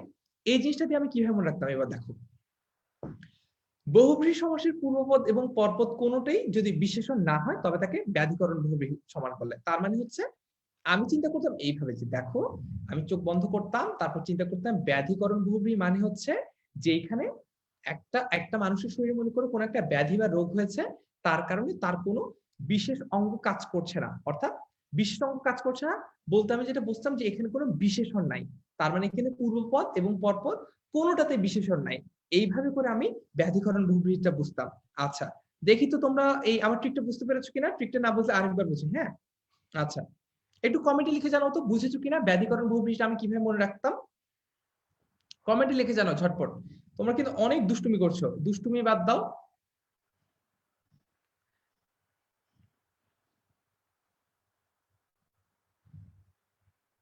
আচ্ছা, কমেন্টে একটু লিখে জানাও। না, তোমরা কমেন্টে যেগুলো লিখছো সেগুলো তো আমার ক্লাসের আনসার না। কি বুঝলা তোমরা? মন্দিরা ব্যানার্জি বলছে বুঝেছি। আচ্ছা, মাহমুদ হাসান বলছে ভাই ট্রিকটা অনেক বড় হয়ে গেছে, একটু ছোট করে বললে বুঝতে পারতাম। আচ্ছা ঠিক আছে, আরেকবার বোঝাই, হ্যাঁ? ওকে। ব্যাধিকরণ, যখন কারোর শরীরে কোনো ব্যাধি হয় তখন তার যে বিশেষ সত্ত্ব রয়েছে, মানে মনে করো তোমার দেখা যাচ্ছে যদি তোমার ফুসফুসে ক্যান্সার হয়, ঠিক আছে? আল্লাহ না করুক, তোমার না, আচ্ছা ঠিক আছে, কোন একটা মানুষের কথা বলি। কোন একটা মানুষের যদি ফুসফুসে ক্যান্সার হয় তখন দেখা যায় ফুসফুসের যে বিশেষত্বটা, এই যে ২ টা জিনিস মনে রাখবো। ১, যদি আমার কোনো ব্যাধি হয়, আমার যে কাজের যে অঙ্গে যে অঙ্গের কাজ করার যে বিশেষত্ব, সেই বিশেষত্বটা আর তখন সে দেখাতে পারে না। তার মানে ফুসফুসের যে কাজ, বিশেষ কাজ, সেটা ফুসফুস করতে পারে না। হার্টের যে বিশেষ কাজ, সেটা হার্ট করতে পারে না। এইভাবে আমি মনে রাখতাম যে যখন কারো ব্যাধি হয় তখন সেখানে বিশেষত্ব থাকে না। বিশেষত্ব থাকে না মানে হচ্ছে বিশেষণ থাকে না। বুঝছো? আমরা এইভাবে মনে রাখতে পারি যে পূর্বপদ বা পরপদ কোনটাতে বিশেষণ থাকবে না। কেন? কারণ আমি মনে রাখবো যে কোন একজন মানুষের হয়তোবা কোন একটা ব্যাধি হয়েছে, যে ব্যাধিটা তার যে অঙ্গে হয়েছে বা তার শরীরের যে অংশে হয়েছে, সেই অংশটা ঠিকঠাক মতো ফাংশন করতে পারছে না, কাজ করতে পারছে না, বা তার যে বিশেষত্ব, মানে মনে করো তোমার যে কান, এটা কিন্তু একটা বিশেষত্ব আছে। কান কিন্তু, কানের একটা বিশেষত্ব আছে, নাকের একটা বিশেষত্ব আছে। যখন এই নাক বা কানের বিশেষত্বগুলো হারাবো, কখন আমি বিশেষত্বটা হারাবো? যখন কিনা কোন একটা রোগে আমি আক্রান্ত হব, তাই তো? এই কারণে আমি ব্যাধিকরণ বহুব্রীহিকে এইটার সাথে রিলেট করতে পারতাম। আচ্ছা, রাইট, আমাদেরকে আব্দুল সালাম ইতিমধ্যে বলছে যখন কারো শরীরে কোনো ব্যাধি হয়, যেমন ফুসফুসের ক্যান্সার হয়, তখন ফুসফুসের কাজের বিশেষত্ব আর দেখতে পারে না, এইভাবে স্যার মনে রাখতে। হ্যাঁ ঠিক আছে ঠিক আছে, এই তো এইবার অনেকেই বুঝতে পারছো, রাইট। হুম, আর যদি না বুঝো আবার ইনবক্স করো, আমি তোমাদেরকে বুঝিয়ে দেবো। আচ্ছা, সো বিশেষণ যদি না থাকে তখন আমি এটাকে ব্যাধিকরণ বহুব্রীহি সমাস বলি। তারপর দেখি তো, পরপদ কৃদন্ত বিশেষণ হলেও ব্যাধিকরণ বহুব্রীহি সমাস হয়, যেমন দুই কান কাটা যার, বোটা খসেছে যার, এইগুলাও কি হচ্ছে? ব্যাধিকরণ বহুব্রীহি সমাস হচ্ছে। তার মানে এইখানে দুইটা জিনিস আমি মনে রাখবো, একটা হচ্ছে যে এখানে কোনো বিশেষণ নাই, এটা একটা। আরেকটা হচ্ছে এখানে কৃদন্ত, এখানে একটা কৃদন্ত ব্যাপার আছে। কৃদন্ত মানে কি? যেটা হচ্ছে কৃত প্রত্যয় দ্বারা গঠিত, তাই তো? কৃত প্রত্যয় নিয়ে তোমাদের কিন্তু আগের ক্লাসেই বিস্তারিত ভাবে বলেছি যে কোনটা কৃত প্রত্যয়। যখন আমি তোমাদেরকে উপপদ পড়াচ্ছিলাম, উপপদ পড়ানোর সময় কিন্তু কৃদন্ত এই যে ব্যাপারটা সেটা বুঝিয়েছি। যদি না বুঝে থাকো আগের ক্লাসটা আবার পড়তে হবে, ঠিক আছে? আচ্ছা, তারপরে এখন আমরা ব্যতিহার বহুব্রীহি সমাস পড়বো। এখন আমরা কি পড়বো? ব্যতিহার বহুব্রীহি সমাস। এখানে পূর্বপদে আ এবং উত্তরপদে ই থাকে, যেটা কিনা আমাদেরকে মন্দিরা সবার আগে সঠিক উত্তর দিয়ে জানিয়েছিল, যদি আমি প্রশ্নই করিনি, প্রশ্ন সেই উত্তর দিয়েছে। আচ্ছা, এখন একটু এক্সাম্পল দেখি। হাতে হাতে যে যুদ্ধ, হুম, কানে কানে যে কথা। আচ্ছা, এখন এটা কিভাবে মনে রাখতাম এটা একটু বোঝাই, ঠিক আছে? আচ্ছা, এটা কিভাবে মনে রাখতাম? দেখো, আমি মনে রাখতাম কি, আচ্ছা এইখানে শব্দটা হচ্ছে ব্যতিহার বহুব্রীহি। হার আছে, হার, এই হার কিন্তু গলার হার না। আমি চিন্তা করতাম এই হার হচ্ছে জয় পরাজয় আছে না, ওই হার। বুঝছো কোন হার? ওই যে হারা যেটা আছে, যে ওই হার। এখন দেখো কিভাবে মনে রাখতাম। তারপর আমার মাথায় তোমাদের সময় আমি যখন ছোট ছিলাম তোমাদের সময়, তখন আমার মাথায় আইডিয়া কিলবিল কিলবিল করতো। এই কারণে এইসব জিনিস আমি তখন তখন আবিষ্কার করছি। কিন্তু এগুলো এমন না যে আমি বড় হয়ে শিখছি, এগুলো জাস্ট আমি তখন যেভাবে যেভাবে মনে রাখতাম নেমোনিক দিয়ে, এগুলো আমি বড় হয়ে আমার স্টুডেন্টদেরকে সেভাবে সেভাবে বলে দেই। আচ্ছা, দেখো না, ব্যাটি হার, হার যদি থাকে দ্যাট মিনস কারণ পরাজয় আছে, হার আছে, তাই তো? কেউ একজন হারছে। এখন আমাকে বলো তো, একটা খেলায় একটা টিম কি নিজেরা নিজেরা হারতে পারে? হ্যাঁ, বাংলাদেশ ক্রিকেট টিম অনেক সময় টেস্টে নিজেরা নিজেরাই হেরে যায়। মানে এমন না যে অপোনেন্ট অনেক ভালো খেলেছে, দেখা যায় যে এমনি এমনি হেরে গেছি, দেখা যায় যে জুতার ফিতা খুলে হিট আউট হয়ে গেছে। এভাবে বাংলাদেশ অনেক সময় অনেক ম্যাচ হারে, ঠিক আছে? আচ্ছা, যাই হোক, সো দ্যাটস অ্যান এক্সেপশন, সেটা নিয়ে আমরা কথা বলবো না। আমরা কথা বলবো যে একটা খেলা, একটা জয় পরাজয় যদি হয়, দেখা যায় যে দুইটা পক্ষ থাকে। কয়টা পক্ষ থাকে একটা খেলায়? দুইটা পক্ষ থাকে। বা দেখা যায় হচ্ছে যদি পরীক্ষা হয়, পরীক্ষায় মনে করো পরীক্ষায় যে ভালো নাম্বার পায় আর যে ভালো নাম্বার পায় না, সেখানে কিন্তু দুইটা পক্ষ থাকে, অর্থাৎ এক পক্ষের হার হচ্ছে। খেলা দিয়ে বোঝাই, তাহলে বোঝাটা সহজ, ঠিক আছে? আচ্ছা, তো তার মানে কি? তার মানে হচ্ছে হাতে হাতে যে যুদ্ধ। দেখো এইখানে আগে একটা জিনিস বলছি, ব্যতি হার আমি মনে রাখতাম এইভাবে যে এখানে যেহেতু হারের কথা বলা হচ্ছে, জয় পরাজয়ের কথা বলা হচ্ছে, এখানে অবভিয়াসলি দুইটা পক্ষ থাকবে, একটা পক্ষ জিতবে, একটা পক্ষ হারবে। কে জিতছে কে হারছে এটা আমার জন্য ইম্পর্টেন্ট না। আমার জন্য ইম্পর্টেন্ট হচ্ছে ব্যতি হার থেকে আমি ডিলিট করতাম যে এখানে একটা জেতা হারার ব্যাপার থাকবে। জেতা হারার ব্যাপার মানে হচ্ছে এখানে একটা জয় পরাজয় থাকবে।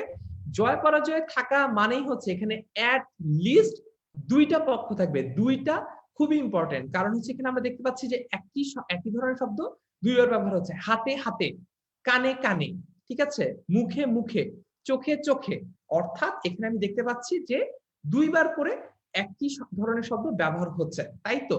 দুই কোত্থেকে এসেছে? দুইটা পক্ষ থেকে। কোন দুইটা পক্ষ? যে দুইটা পক্ষের মধ্যে জয় পরাজয় নির্ধারণ হচ্ছে। জয় পরাজয় কোথা থেকে পেয়েছি? জয় পরাজয় পেয়েছি ব্যতিহার থেকে। হার থেকে পেলাম জয় পরাজয়, জয় পরাজয় থেকে পেলাম দুইটা পক্ষ, দুইটা পক্ষ থেকে পেলাম দুই, আর দুই থেকে পেলাম হচ্ছে হাতে হাতে, কানে কানে। I guess you are clear. So তোমরা যদি বুঝে থাকো আমাকে একটু কমেন্টে লিখে জানাও, আমি পরবর্তীতে তোমাদেরকে আরো এরকম মজার মজার ট্রিক তাহলে বোঝাবো, যেগুলো দিয়ে তোমরা সমাসের বিভিন্ন রকম জিনিস মনে রাখতে পারবে। আচ্ছা, সানিয়া শবনম বলছে আমি আর কোনো কমেন্ট পড়বো না। কমেন্ট করলে কি লাভ ভাইয়া, তো দেখেই না। দেখছি দেখছি, ঠিক আছে। অপরিচিত স্বর্ণা বলছে ব্যতি হার মানেই মারামারি, ঠিক আছে, ওকে।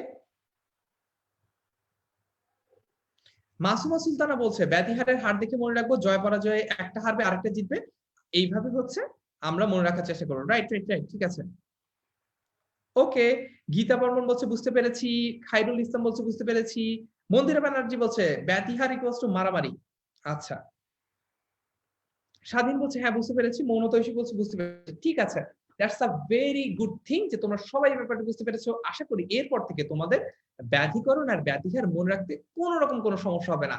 তারপরে এরকম অনেকগুলো এক্সাম্পল আমি ইতিমধ্যে দিয়েছি, যেগুলো তোমরা সবগুলোই কমেন্টে কভার করেছে। এমন একটা কমেন্ট এখানে নাই, এরকম একটা এক্সাম্পল এখানে নাই যেটা তোমাদের কমেন্টের বাইরে, এই জন্য আলাদা করে আর বোঝালাম না বা আর পড়ালাম না। তোমরা ক্লাসের পর স্লাইড গুলো দেখে নিও।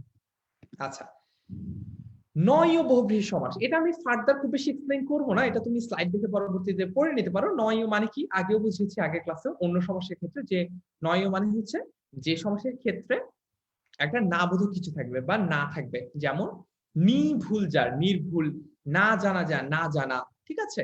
একটা না থাকবে যখন, তখনই সেটা হয়ে যাবে ন ইয় বহুব্রীহি সমাস। আচ্ছা, তো অনেকেই বুঝতে পেরেছি। মাসুমা সুলতানা বলছে আলহামদুলিল্লাহ ভাইয়া, মজা করে শিখতে পারছি। ঠিক আছে, অনেক অনেক ধন্যবাদ। কিন্তু তোমরা মারামারি করছো কেন কমেন্টে? আমি এই একটা ব্যাপারে বুঝতে পারছি না। Why are you guys fighting? আমি এখানে একটা ইম্পর্টেন্ট জিনিস পড়াচ্ছি, যে ইম্পর্টেন্ট জিনিসটা তোমরা অনেকে হয়তোবা ক্লাস 6 থেকে পড়ে এসেও ডিটারমাইন করতে পারতা না, কনফিউজ থাকতা, সেটাকে আমি ডিফারেন্ট ডিফারেন্ট ছোট ছোট ট্রিক দিয়ে বোঝানোর চেষ্টা করছি। So why are you guys fighting with each other? তোমরা নিজেরা নিজে ঝামেলা করছো কেন? তোমরা পড়ালেখায় মনোযোগ দাও। আচ্ছা, লেটস গেট ব্যাক। এরকম আরো কিছু এক্সাম্পল এখানে দেওয়া আছে, ক্লাস শেষে দেখে নিও স্লাইড থেকে। মধ্যপদলোপী বহুব্রীহি সমাস, এটাও খুবই সহজ। মধ্যপদলোপী বহুব্রীহি সমাসে দেখা যায় যে একটা ব্যাস বাক্যের মধ্যপদটা লোপ পেয়েছে, বলাই হচ্ছে মধ্যপদ লোপী সমাস, বা মধ্যপদ যেখানে লোপ পায় সেটাই হচ্ছে মধ্যপদলোপী বহুব্রীহি সমাস। তারপরে যেমন হাতে খড়ি দেওয়া হয় যে অনুষ্ঠানে, এখানে দেখা যাচ্ছে যে মধ্য যে পদটা রয়েছে সেটা লোপ পেয়েছে। এখন তোমরা অনেকে বলতে পারো যে ভাইয়া এখানে হাতে খড়ি দেওয়া হয় যে অনুষ্ঠানে, এখানে মধ্যপদ কোনটা, এখানে পূর্বপদ কোনটা, পরপদ কোনটা?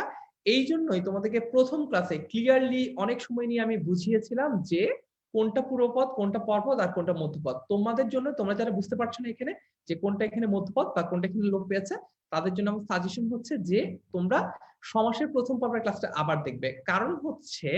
যে কারণ হচ্ছে যে এখন যদি তোমাদেরকে আবার মধ্যপদটা এক্সপ্লেইন করি, তোমাদের যে বন্ধুরা মনোযোগী এবং প্রথম থেকে সবগুলো ক্লাস দেখে এসে শিখে এসেছে, তাদের জন্য এটা খুবই বিরক্তিকর একটা ব্যাপার হয় যে ভাইয়া অন্যদের জন্য আবার একটা জিনিস বোঝাচ্ছে। এই কারণে আমি ফার্দার এখানে টাইম দিব না। তোমরা প্রথম ক্লাসটা দেখে আসো, যদি না বুঝো তখন আমাকে এসে বলো যে ভাইয়া প্রথম ক্লাসটা বুঝে দেখেছিলাম, মধ্যপদ তাও বুঝি নাই, তখন আমার সাথে কথা বলো, ঠিক আছে? আচ্ছা, তারপর প্রত্যয়ন্ত বহুব্রীহি সমাস।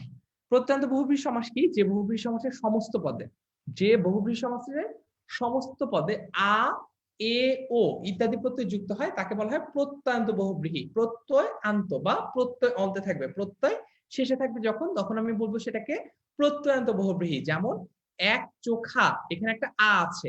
ঘর মুখ, এখানে একটা ও আছে। খরচে, এখানে একটা এ আছে। তার মানে সমস্ত পদটাতে একটা আ, এ, ও থাকবে। আ, এ, ও তিনটা আলাদা ভাবে থাকবে অবভিয়াসলি, একটা সমস্ত পদে তিনটাই থাকবে না।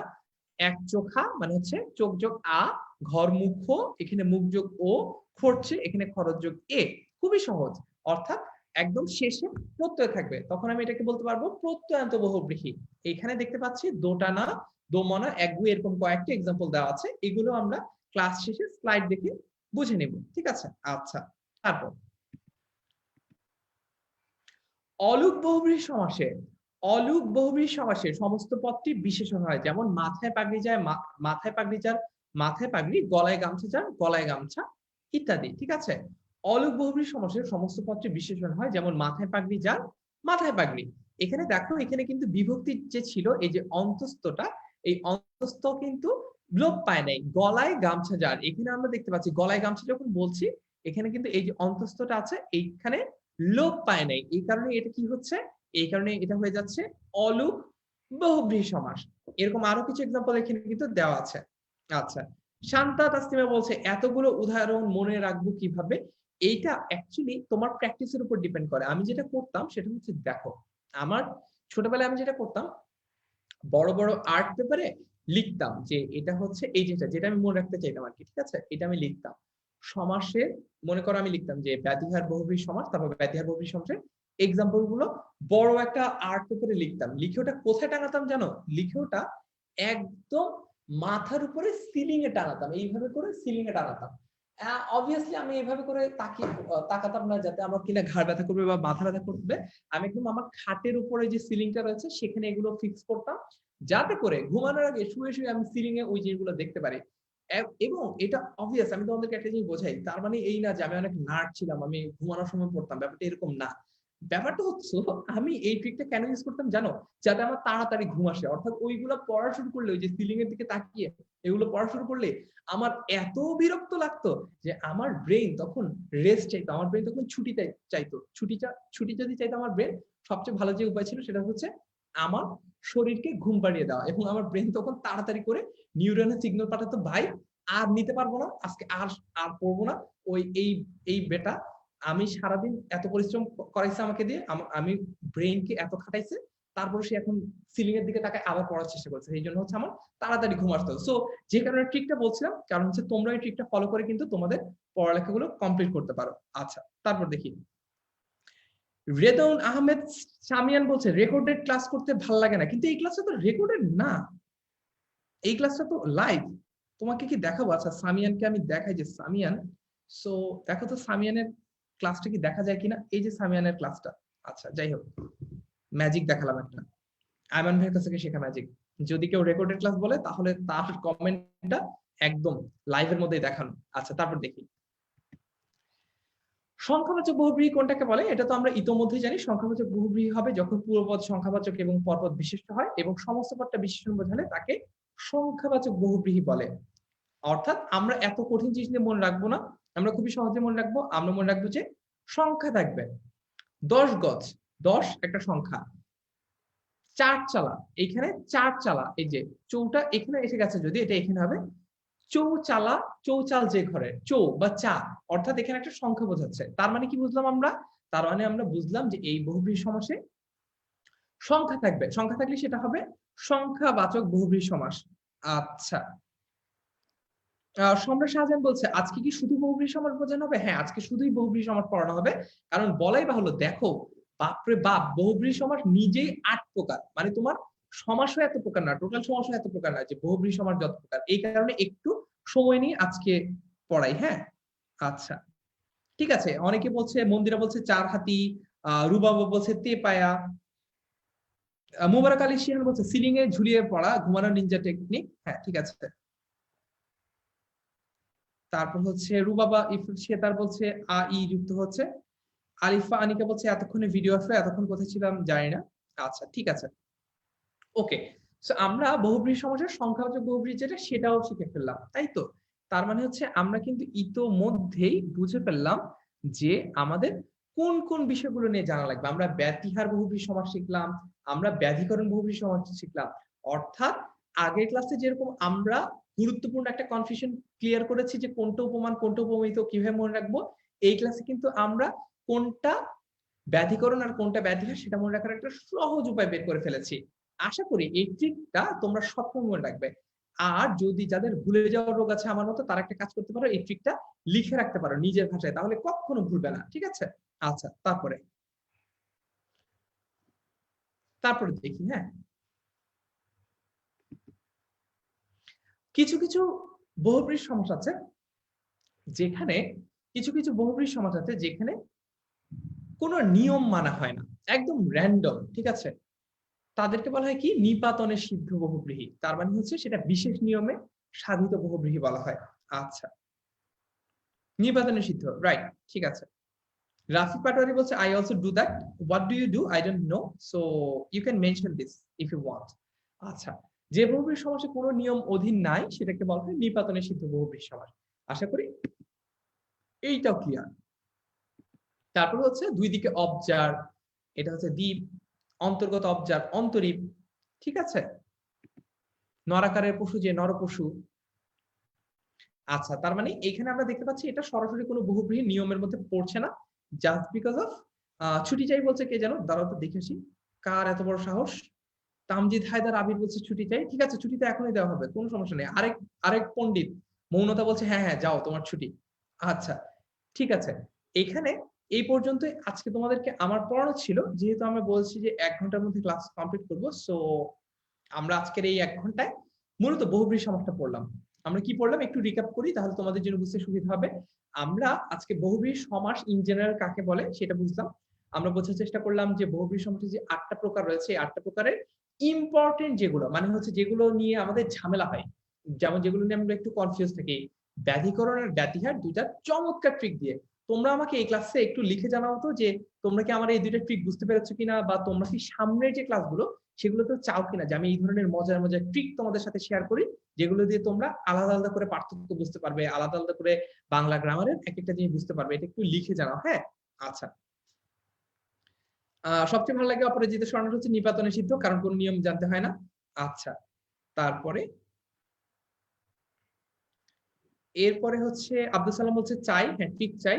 গোবিন্দ পল বলছে জি ভাইয়া। এখন ফরমালি ক্লাস শেষ, ঠিক আছে? তোমাদেরকে আজকে যা পড়ানো ছিল সেটা ক্লাস শেষ। আমি একটু ফিডব্যাক নেই তোমাদের যে আজকের ক্লাসটা তোমাদের কেমন লেগেছে। তোমরা কি একটু আমাকে কমেন্টে এইটা লিখে জানাবা যে আজকের ক্লাসটা তোমাদের কেমন লেগেছে, বা এইভাবে কি ক্লাস কন্টিনিউ করবো কিনা। আজকে কিন্তু তোমরা যদি দেখো টপিকের হিসেবে আজকে কিন্তু খুবই কম পড়েছি, মাত্র একটা সমান। অবভিয়াসলি টপিকটা অনেক বড়, টপিকটা হচ্ছে বহুব্রীহি সমাসের ৮ টা প্রকারভেদ, সবকিছু পড়িয়েছি, অনেক বড়, সেটা ঠিক আছে। কিন্তু এইভাবে যদি তোমাদেরকে কম কম করে পড়াই, তার মানে দেখো আমি যদি ইদার ওয়ে তোমাদের সমাস কমপ্লিট করতে চাই, তাহলে হচ্ছে আমার একটা পার্টিকুলার টাইম লাগবে। মনে করো সেই টাইমটা হতে পারে টোটাল ৬ ঘন্টা, হ্যাঁ? এখন আমি চাইলে তোমাদেরকে ৩টা ক্লাসে ২ ঘন্টা ২ ঘন্টা করে ক্লাসটা নিতে পারি। আবার এমন হতে পারে যে তোমাদেরকে চাইলে আমি ছোট ছোট ক্লাস করে একটু ইলাবোরেট ভাবে পড়াতে পারি, যেটা তোমরা প্রেফার করো, ঠিক আছে? আচ্ছা, মন্দিরা বলেছে এক কথায় অসাধারণ ভাইয়া। কনকপুরি বলছে ভালো লেগেছে। আহ তারপর হচ্ছে জি ভাইয়া পিক চাই বলছে আদনান। সাকিব চৌধুরী বলছে জি ভাইয়া চাই। বাঁধন বিশ্বাস বলছে আউটস্ট্যান্ডিং। তারপরে দেখি এক্সেলেন্ট বলছে কুলসুম আক্তার। শ্রুতি শাহ বলছে ভালো লেগেছে ভাইয়া। শ্রুতি, তোমার স্লাইড গুলো আমি ক্লাসের পরে একবারে কম্পাইল করে দিয়ে দেবো, ঠিক আছে? টেনশনের কোনো কারণ নেই। আর যদি ইনকেস তোমার মনে হয় যে না আর্জেন্ট দরকার, তাহলে হচ্ছে একটু ইনবক্স করলে তোমাকে আমি আলাদা আলাদা স্লাইড গুলো দিয়ে দেবো। কারণ হচ্ছে গ্রুপে দিলে, গ্রুপে যদি এমন হয় যে একবার প্রত্যেকটা সমাসের আলাদা ক্লাসে স্লাইড দিলাম, পরে প্রত্যেকটা সমাসকে কম্পাইল করে একসাথে করে সবগুলো স্লাইড দিয়ে দিলাম, মানুষজন একটু কনফিউজ হবে। এইভাবে মানুষ মানে তোমার বন্ধুদেরকে কনফিউজ করতে চাচ্ছে না। অসাধারণ ক্লাস ভাইয়া বলছে মিশকাতুল জান্নাত। তারপর হচ্ছে ভালো লেগেছে ভাইয়া বলছে সাকিব চৌধুরী। আনিকা আহমেদ বর্ষা বলছে অসাধারণ ভাইয়া, অনেক ভালো লেগেছে সামিয়ান বলছে। আচ্ছা, আলহামদুলিল্লাহ ভালো লেগেছে অর্ণা বলছে। আলহামদুলিল্লাহ নুরাইন মাহদুমিন বলছে। ঠিক আছে, সো তোমাদের সবাইকে অনেক অনেক ধন্যবাদ। শেলি রানী ভৌমিক বলছে অনেক ভালো লেগেছে। শাহ আলম ভালো লেগেছে ভাইয়া বলছে। এভাবে ভালো নিলে ভালো বুঝি বলছে শিপন। দীপ্তা বলছে অনেক ভালো লেগেছে। আজকের ক্লাসে মধুর মতো লাগছে বলছে আব্দুল সালাম। মুবারক বলছে ভালো লেগেছে। আচ্ছা, মোহাম্মদ মুজাহিদুল ইসলাম বলছে গ্রুপে এত মেম্বার কিন্তু ক্লাসে এত কম কেন? তোমাদের বন্ধুরা সব ফাঁকিবাজ, আমার কোনো দোষ নাই। মানে আমি আমার দোষ স্বীকার করতাম, তোমরা নিজেরা বলছো আমি ভালো পড়াচ্ছি কিন্তু ক্লাসে স্টুডেন্ট হচ্ছে না, এটা অবভিয়াসলি আমার দোষ না। আমার দোষ থাকলে তোমরা আমাকে লিখে জানাতে পারো যে আমি কি করে তোমাদের বাকি বন্ধুদেরকে ঘুম থেকে টেনে আনতে পারি, এটা তোমরা আমাকে লিখে জানাতে পারো। ঠিক আছে, সো শিমুল কুমার বলছে এইভাবেই পড়ান ভাইয়া। সো তোমাদের বেশিরভাগ মানুষজনেরই ফিডব্যাক ভালো। সব মৌনত এসে বলছে সবার কমেন্ট পড়লেন, আমি আমারটা পড়লেন না। এই যে পড়লাম তো মৌনতা। আর তুমি যে তোমার কোন একজন বন্ধুকে তখন ছুটি দিয়ে দিয়েছো কমেন্টে, সেটাও কিন্তু আমি দেখেছি। ফাঁকিবাজিতে কিভাবে উৎসাহ দিয়েছো, ঠিক আছে? হ্যাঁ, আচ্ছা, আম্বিয়া খাতুন বলছে ভাইয়া গল্প শোনান। হ্যাঁ, গল্প শোনানো যায়। কি গল্প বলা যায় বলতো, কোন গল্প বলা যায়? একটা গল্প বলি, হ্যাঁ? আচ্ছা, সো আমি তখন তোমরা কি গল্প শুনতে চাও? গল্প ক্লাস কিন্তু শেষ। অলরেডি স্টুডেন্ট ভিউয়ারশিপ কমে যাচ্ছে। মানুষজন ছুটি নিয়ে পালাচ্ছে। তো গল্প শুনতে চাইলে একটু কমেন্টে লিখে জানাও। আচ্ছা।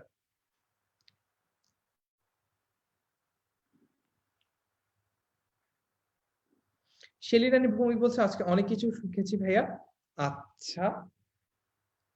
আব্দুস সালাম বলছে মারামারির গল্প বলেন। ঠিক আছে, মারামারির গল্প বলবো। ওকে। আচ্ছা, না আব্দুল সালাম সবার আগে বলেছে মারামারির গল্প বলতে, আজকে মারামারির গল্প বলবো। ঠিক আছে। ওকে। সো আমি যখন কলেজে ছিলাম, আমার কলেজ ছিল ঢাকা কলেজ, এবং ঢাকা কলেজ সেই সময় মারামারির জন্য বাংলাদেশে বিখ্যাত ছিল।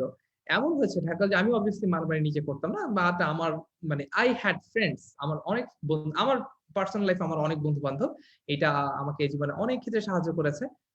অনেক সময় অনেক কিছুতে হেল্প করেছে এটা।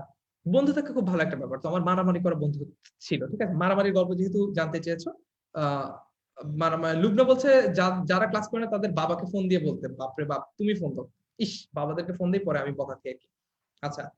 তো ঢাকা কলেজে হয়েছে কি, আমরা যখন ভর্তি হয়েছি তখন এই ক্লাসটা একটু মানে এই যে মারামারির গল্প অবভিয়াসলি কন্ট্রোভার্সিয়াল হবে, মারামারির গল্প তো পলিটিক্যালি কারেক্ট হবে না। তাও যেহেতু তোমরাই জানতে চাচ্ছ যে আজকে আজকে মানে চিন্তা করো কি একটা অবস্থা যে তোমরা আজকে মারামারির গল্প শুনতে চাচ্ছ আমার কাছে। তো ঢাকা কলেজে যখন পড়তাম একদম ফার্স্ট ইয়ারে, তখন হয়েছে কি একদিন আমার বন্ধুরা, কিছু কতিপয় বন্ধু, তোমাদের মানে তখনকার হিসেবে বখাটে বন্ধু, তারা হচ্ছে ঢাকা কলেজের অপোজিটে একটা পেট্রোল পাম্প আছে, পেট্রোল দেওয়া হয়, ফুয়েল স্টেশন। যারা ঢাকা কলেজ চিনো বা আসা যাওয়া করো তারা দেখেছো ওই ফুয়েল স্টেশনটা। ওই পেট্রোল পাম্পে তারা গেছে সিগারেট খেতে, ফার্স্ট ইয়ারে পরে কিন্তু একদম শুরুর দিকে। তো তখন হয়েছে কি, কেন তারা ওই জায়গায় সিগারেট খাচ্ছে, এই জন্য তাদেরকে হচ্ছে সেকেন্ড ইয়ারের স্টুডেন্টরা মেরেছে। ঠিক আছে, সিনিয়র ভাইরা তার, ঠিক আছে, তারা মেরেছে। পরের দিন ওই যে ফার্স্ট ইয়ারে যারা মার খেয়েছে তারা হচ্ছে কি বিশাল দলবল নিয়ে, একদম সব লোকজন নিয়ে, সেকেন্ড ইয়ারকে তো মেরেছে, মারামারির গল্প যেহেতু শুনতে চাচ্ছ, সেকেন্ড ইয়ারকে তো মেরেছে, ওই ফুয়েল স্টেশনটা এরপরে দীর্ঘদিন পর্যন্ত দখলে ছিল, একদম দখলে। তার মানে হচ্ছে ফুয়েল স্টেশনে ফুয়েল দেওয়া বন্ধ, তেল গ্যাস দেওয়া বন্ধ, ফুয়েল স্টেশনে শুধু সিগারেট খাওয়া হতো। এটা হচ্ছে আমাদের কলেজ লাইফের মারামারির গল্প। তো এরকম আরো অনেক ইন্টারেস্টিং গল্প আছে, পরবর্তী ক্লাসগুলোতে আমরা সেগুলো বলবো। রিমন বলছে ফ্রম ঢাকা কলেজ, এই তো কলেজের ছোট ভাই পেয়েছি আমি, ঢাকা কলেজের 15 ব্যাচে। আশা করি তোমরাও। আচ্ছা, আমি অনেক ভদ্র ছিলাম বলছে, মার খাইছি কিন্তু মাইর দেয়নি, সুতরাং আমি মার করেছি, মারামারি করে নি। আচ্ছা আব্দুল সালাম, ধন্যবাদ। তো মারামারির গল্প বললাম, পরবর্তী ক্লাসে আরো মজার মজার গল্প বলবো। আজকের ক্লাসটা আমরা এখানেই শেষ করতে পারি, যেহেতু রোজা রেখেছি। অনেক বেশি কথা বলা আমার গলার জন্য একটু ক্ষতিকর। পরবর্তী ক্লাসে আবারও দেখা হবে, সেই ক্লাসের জন্য স্বাগত জানিয়ে আজকের ক্লাসটা এখানে শেষ করছি। আল্লাহ হাফেজ, টাটা, সালাম আলাইকুম। দেখা হবে পরবর্তী ক্লাসে। আমরা সমাজটা লাস্ট ক্লাসে শেষ করবো, আর কবে লাস্ট ক্লাসটা হবে সেটা আমি এই ক্লাসের পরপরই বলে দেবো, অর্থাৎ গ্রুপে অ্যানাউন্সমেন্ট দিয়ে দিব। এই সপ্তাহে হবে, পরীক্ষাও এই সপ্তাহে হবে। ঠিক আছে, টাটা, বাই।